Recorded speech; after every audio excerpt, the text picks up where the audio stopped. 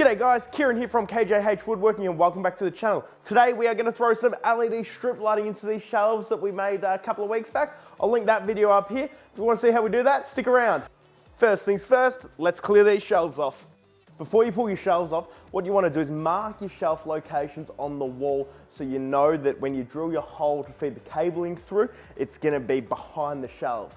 That will allow you to conceal your wires so you have no visible fixings because everything will run through the wall, come out at the bottom and go to the plug all nicely concealed. Take some green painter's tape, label your shelves so you know that they're all going back in the same spot once you've put your LED strips in. The other thing to consider when you're setting up your holes for your cable is you want to keep them in line so then you're only having to feed through the wall once and then you can fish out your cable or your drawstrings through the holes rather than having to negotiate between multiple studs. Then you'll also only have one hole at the bottom when you actually pull it out the wall. The easiest way to maneuver these bad boys off the wall is to just start at one edge and then slightly tug it out and then move on to the next edge and slightly move it out and just work back and forth until you've completed it. Let's talk through game plan. So the plan is to install the LED strip lights in an extrusion channel, which is this channel here. Two reasons. First one is it conceals the LED strips underneath and it gives a nice look to it, and it also diffuses the harsh brightness of the LEDs. So as you can see, this is our LED strip here, an example of it. You can see all of the individual globes here are quite bright. We're in that diffusion channel. It is significantly less bright and less harsh on the eyes. So that's why we put it in the channel. So to do that, we're going to route this in. So we're going to make a jig to get this all uniform because all of our shelves are the same size. So we'll make the jig, we'll route out all of our channels to the right depth. Then we will take our LED strip, which it comes in a coil like so, mount that in the channel, and then extend this cable to run down the wall with this thinner cable. And then the driver will go at the bottom of the wall, plug into a power point, which we will use a remote control power point so that we can turn it on and off without having that extra switch required. So let's get stuck in. So we know we want our extrusion to run in between the slots. So what we're going to do is we're going to take a couple of bits of scrap. We're making sure these are straight. We're just going to make a jig that we can run our router through with a patterning bit. So that is a bit with a top bearing on it, which is going to run on the inside of this jig, which will allow us to get our slot perfect every time.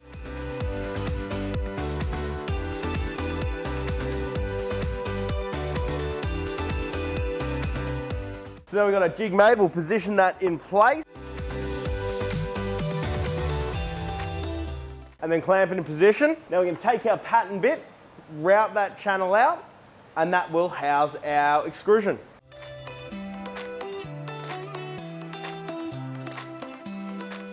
Okay, so we had a bit of an issue there with our jig, so I'll just show you what I'm talking about. So there is too much flex. I don't know if you can see this. See that movement?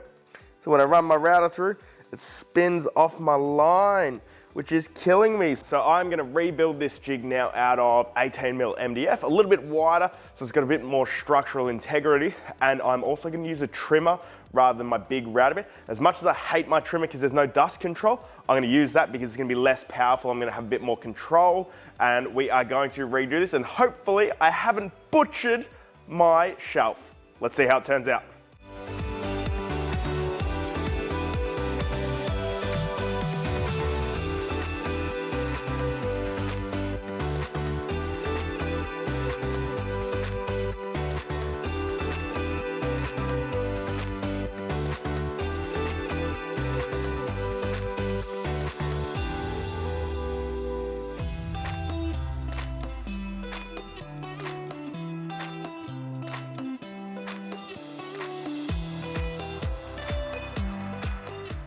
Okay, learning curve of the day. If you don't have ply to make your template, don't use melamine if that is what you have on hand, because this is a heap better.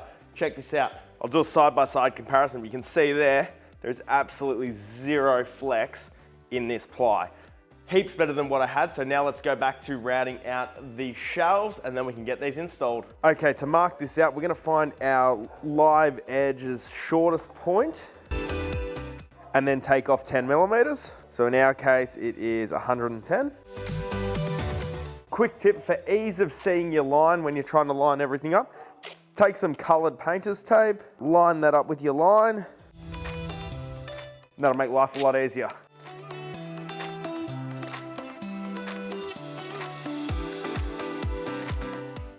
One thing I did do when I was off camera is cut some slots into the jig to allow for the clamp to go in place.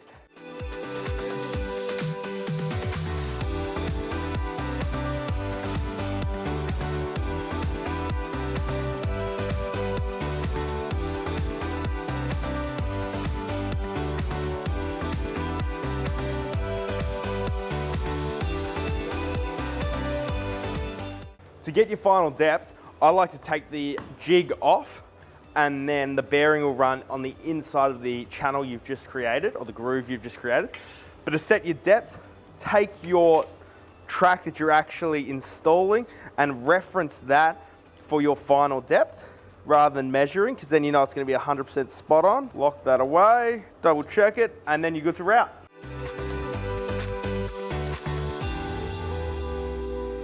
You want to drill through for your wires, making sure you're not punching through the front, and then drill through on a slight back angle. And if you've done that correct, your holes should line up, which mine do quite well. Now with my cables, they'll all come in through the end of the extrusion channel. I want to make sure I route down slightly deeper from that hole to the end to house those cables.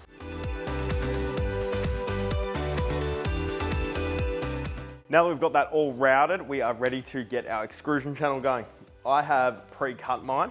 Couple of tips when cutting it. You want to throw a 45 on the end where your cables are coming through, because then when you put it in place, you've got space for the cables to wrap around.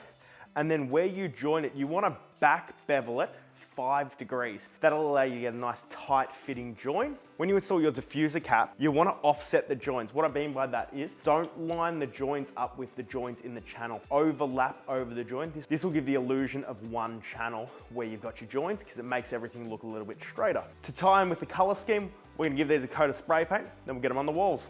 Okay, so now we're going to prep the wall for the cabling. We're going to take some yellow tongue. This is just out of a sheet of flooring. Drill our holes, feed that through with some drawstrings out to the bottom brush plate, where we will install a brush plate for all those cables to come out, and that will conceal everything, because we marked out earlier behind each shelf where we needed to go. So we'll drill those out, carry those cables through, and then we can hide all of those cables. Let's get to it.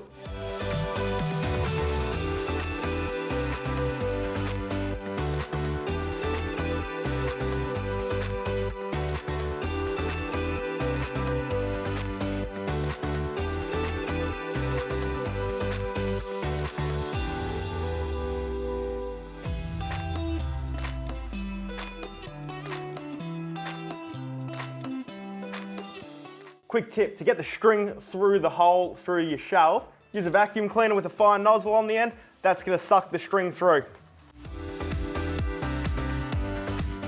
Easy as that.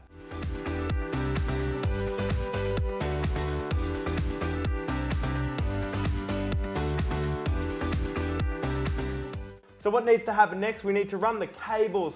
We need to run them to a driver that plugs into a Google PowerPoint. We need to mount the extrusion channel, then connect all the LED strips. Here in Victoria, Australia, it is actually a requirement to get a licensed electrician to run any LED strip lightings through your walls. According to Energy Safe Victoria, we need to get an electrician to do that, so we are not going to go through that. However, there are hundreds of sensational videos on YouTube of how to actually go through the process of it, so we're going to skip over that, get these in, and show you what it looks like. And the moment of truth. Hey Google, turn on floating shelves. Bang! How cool is that? It has really changed the atmosphere in this room for us, because now we don't have to have all the lights on, we can just turn these on. I am absolutely wrapped with how it has turned out. If you want to see how we actually made the shelves, I'll link that up on the screen right now. Otherwise, we will catch you on the next one. Cheers, guys.